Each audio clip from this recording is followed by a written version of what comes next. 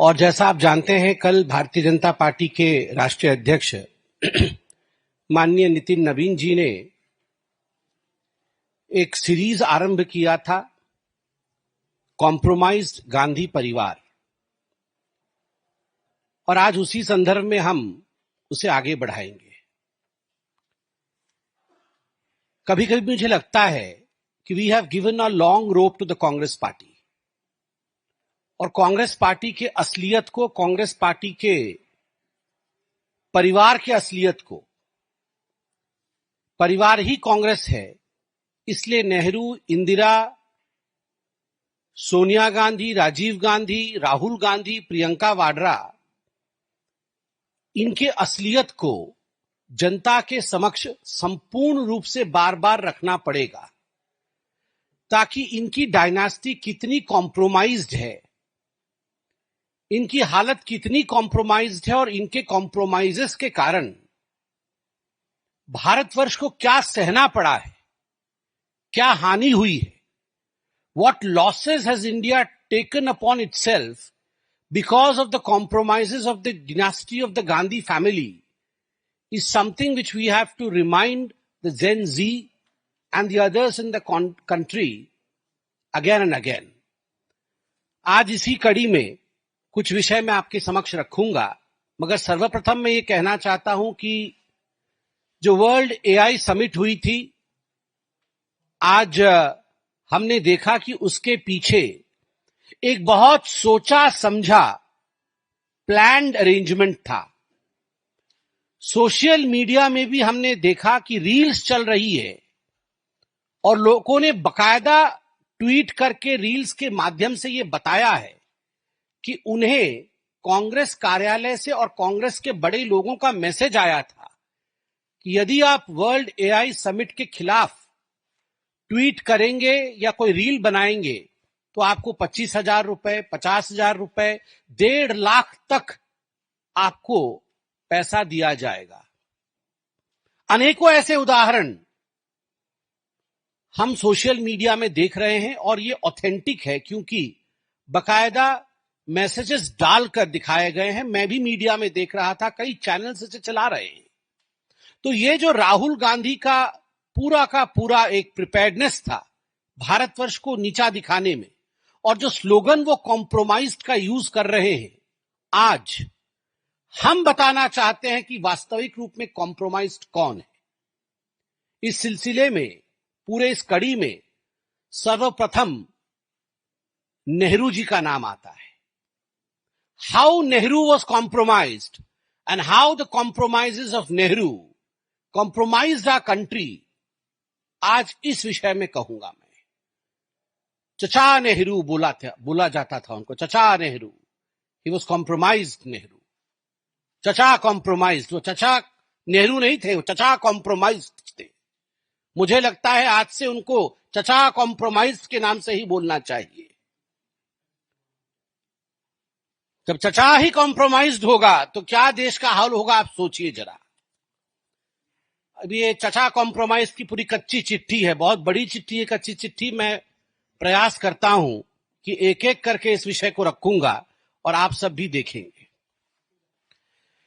और ये चचा कॉम्प्रोमाइज की जो गलतियां थी, ये कोई नीतिगत गलतियां अनइंटेंशनली उनसे हो गई थी, ऐसा नहीं है।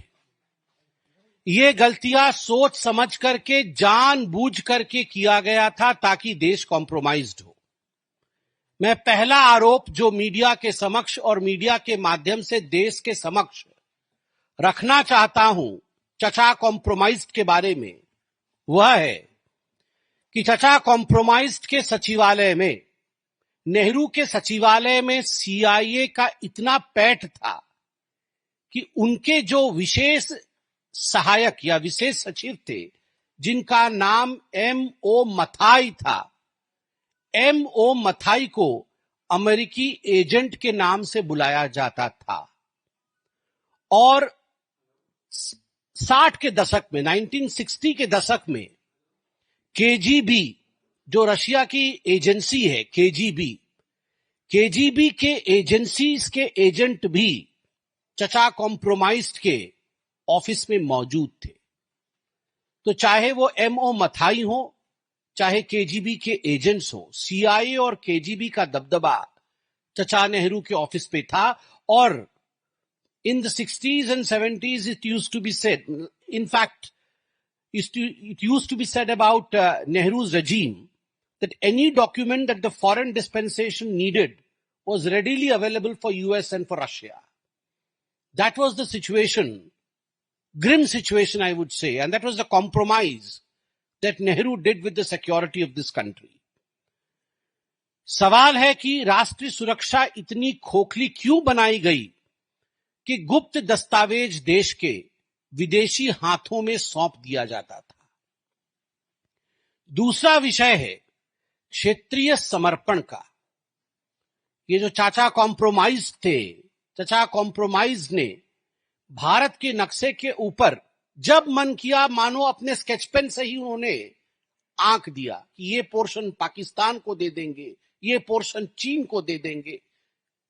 He used the sketch pen to in fact cut off parts of India, dismember India and hand it over to foreign dispensations like Pakistan and China. Tibet और अक्षय चिन की कहानी तो आप जानते ही हैं।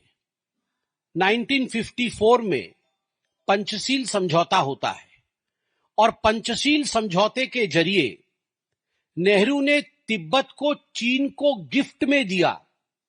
आप सोच के देखिए, पंचशील के समझौते में चाचा नेहरू ने इतना कॉम्प्रोमाइज किया, चाचा कॉम्प्रोमाइज ने इस प्रकार काम किया देश के अहित में कि उन्होंने तिब्बत को चाइना को गिफ्ट में दे दिया। और 1951 से चीन अक्षय चीन में, इसको आज हम अक्षय चीन कहते हैं, वहां सड़क बना रही थी। ये नेहरू जी को भी मालूम था कि वहां सड़क बन रहा है। और जो उस समय के तत्कालीन आईबी के इंटेलिजेंस ब्यूरो के प्रमुख थे बीएन मुलिक ने बड़े स्पष्टता के साथ नेहरू जी और नेहरू के कैबिनेट को सचेतित किया था, उन्हें बताया था कि चीन अक्षय चीन में रास्ता बना रही है और इसका कहीं ना कहीं संज्ञान में भारतवर्ष को इसको लेना चाहिए। मगर आपको जान के आश्चर्य होगा कि 1951 में यह सब कुछ बताया गया, मगर 1959 तक नेहरू जी ने इस विषय को छुपा के रखा और यहां तक छुपा के रखा कि पार्लियामेंट में भी उन्होंने कहा कि ये सब बातें अफवाहें हैं। China is not progressing towards it, China ये नहीं कर रही है। चाइना को बचाने की जो कोशिश थी वह नेहरू जी कर रहे थे। 1962 आप जानते ही हैं उस समय कितना बड़ा रणनीतिक फेल्योर हुआ था।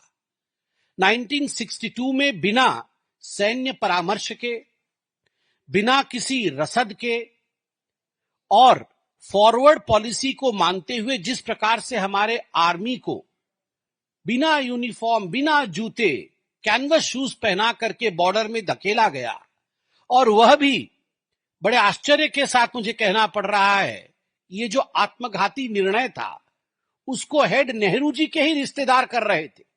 जो हायरार्कियल लाइन होती है आर्मी की, उसको तोड़ करके, जिस प्रकार से चेन ऑफ कमांड को दरकिनार करके अनुभवी योद्धाओं को छोड़ करके जनरल बी.एम. कौल को कमान सौंपा गया, जो उनके खुद के रिश्तेदार थे।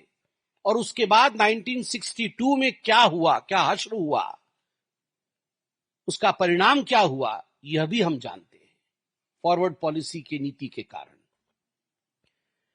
बेरूबारी और पाकिस्तान, बंगाल का जो क्षेत्र जिसको बेरूबारी कहते हैं, नेहरू ने पश्चिम बंगाल के सरकार को बिना इन्फॉर्म किए, उनके साथ कोई भी कैबिनेट में कंसल्टेशन नहीं हुआ, पश्चिम बंगाल के सरकार को अंधेरे में रखते हुए बेरूबारी का हिस्से को, पाकिस्तान को एक तरह से नेहरू नून समझौता जिसे कहते हैं,